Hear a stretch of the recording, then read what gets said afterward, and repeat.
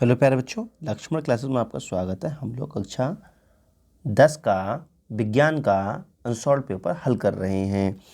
तो सबसे पहले हम पढ़ रहे हैं खंड ख अर्थात रसायन विज्ञान। ठीक है, तो देखते हैं बेटा इसका सल्यूशन। ठीक है, तो क्वेश्चन है एसिटिक अम्ल एक दुर्बल अम्ल है क्योंकि इसमें पानी की मात्रा अधिक होती है। ठीक है, इसके आयन की मात्रा कम होती है। ये है कार्बनिक अम्ल है, ये है एक अकार्बनिक अम्ल है। तो बेटा इसका उत्तर हो जाएगा सेकंड वाला सही।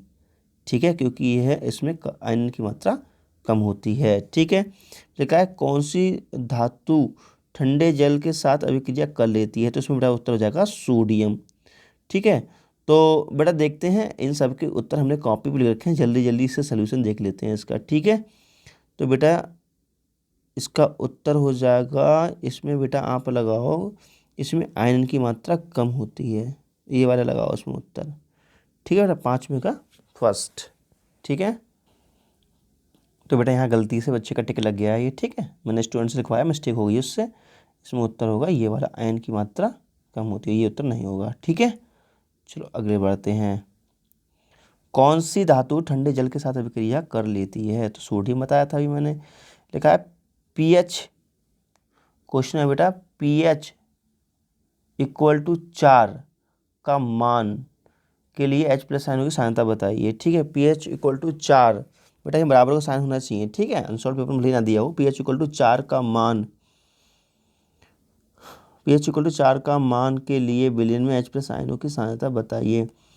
इस विलयन की प्रकृति भी क्या होगी, मतलब हमें H प्लस आयन का कंसंट्रेशन बताना है। ठीक है, तो बेटा हम फॉर्मूला जानते हैं, H प्लस आयन की सांद्रता इक्वल टू 10⁻⁻ होती है। तो बेटा हो जाएगा 10⁻⁻⁴ मोल प्रति लीटर। विलयन कैसा होगा बेटा, विलयन होगा अम्लीय प्रकृति का, क्योंकि विलयन में पीएच इक्वल टू 4 वैल्यू दे रखी है पहले से। ठीक है, लिखा है सल्फ्यूरिक अम्ल में जिंक डालने पर, सल्फ्यूरिक अम्ल में जिंक डालने पर हाइड्रोजन गैस मुक्त होती है, परंतु सिल्वर नाइट्रेट पर नहीं होती है। कारण सहित उपरोक्त अभिक्रिया समीकरण द्वारा व्यक्त कीजिए। ठीक है बेटा, देखते हैं। सल्फ्यूरिक अम्ल में जिंक डालने पर हाइड्रोक्लोरिक गैस मुक्त होती है।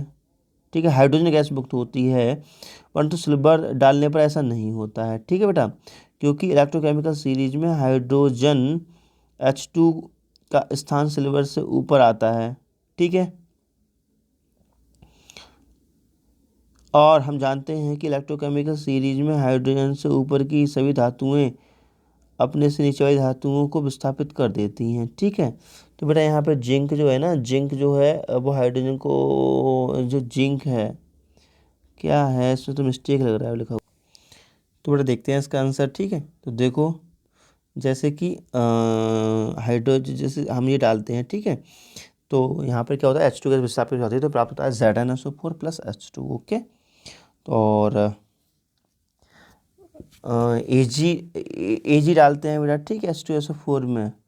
ठीक है, तो लिखा है क्वेश्चन में सल्फ्यूरिक अम्ल में जिंक डालने पर हाइड्रोजन गैस मुक्त होती है, परंतु सिल्वर डालने पर नहीं होती। कारण बताइए, उपरोक्त अभिक्रिया का समीकरण दीजिए। बेटा ये डालते हैं तो ये नो रिएक्शन होती है। ठीक है, तो मैं इसकी थ्योरी बता दे रहा हूँ, थ्योरी आप सही से लिख लेना बेटा। ठीक है, देखो मैं थ्योरी बता रहा हूँ, मैं बोल रहा हूँ, आप लिख लेना। ठीक है, तो सबसे पहले लिखेंगे कि जो हम जानते हैं, सबसे पहले क्या स्टेटमेंट लिखेंगे, हम जानते हैं कि इलेक्ट्रोकेमिकल सीरीज में हाइड्रोजन से जो भी धातुएं हैं, हम जानते हैं कि विद्युत रासायनिक श्रेणी में हाइड्रोजन से ऊपर की सभी धातुएं अम्लों से क्रिया करके हाइड्रोजन गैस को विस्थापित कर देती हैं, परंतु हाइड्रोजन से नीचे की धातुएं ऐसा नहीं कर पाती हैं।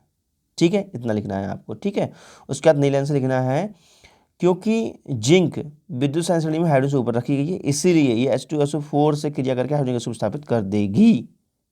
ठीक है, उसके बाद आपको ये रिएक्शन लिखना होगा। ठीक है, और उसका लिखना, लेकिन सिल्वर जो है ये विद्युत श्रेणी में हाइड्रोजन से नीचे रखा गया है, इसीलिए ये H2SO4 से H2 को विस्थापित हाइड्रोजन को विस्थापित नहीं कर पाता है। ठीक है, तो इसका ये आंसर स्टेप से लिखना, ये भी सही लिखा है, लेकिन जो मैं बता रहा हूँ वो बेस्ट है। ठीक है, वो सबसे बढ़िया आंसर है जो मैंने आपको बताया अभी। ठीक, फिर है संतृप्त तथा असंतृप्त हाइड्रोकार्बनों से आप क्या समझते हैं, उदाहरण से तो स्पष्ट करो। संतृप्त हाइड्रोकार्बन वे हाइड्रोकार्बन होते हैं जिनमें सिंगल बॉन्ड पाए जाते हैं। ठीक है बेटा, ये एग्जाम्पल लिखे हुए हैं संतृप्त हाइड्रोकार्बन के, सही एग्जाम्पल लिखे हुए हैं। असंतृप्त हाइड्रोकार्बन ऐसे हाइड्रोकार्बन होते हैं जिनमें डबल या ट्रिपल बॉन्ड पाए जाते हैं, तो ये रहा असंतृप्त हाइड्रोकार्बन के एग्जाम्पल। ब्लीचिंग पाउडर का निर्माण करने की विधि लिखिए। बुझे हुए चूने में जब क्लोरीन गैस प्रवाहित करते हैं तो ब्लीचिंग पाउडर का फॉर्मेशन होता है। ठीक है, उसके बाद है एथिल अल्कोहल बनाने की एक विधि का रासायनिक समीकरण देते हुए वर्णन कीजिए।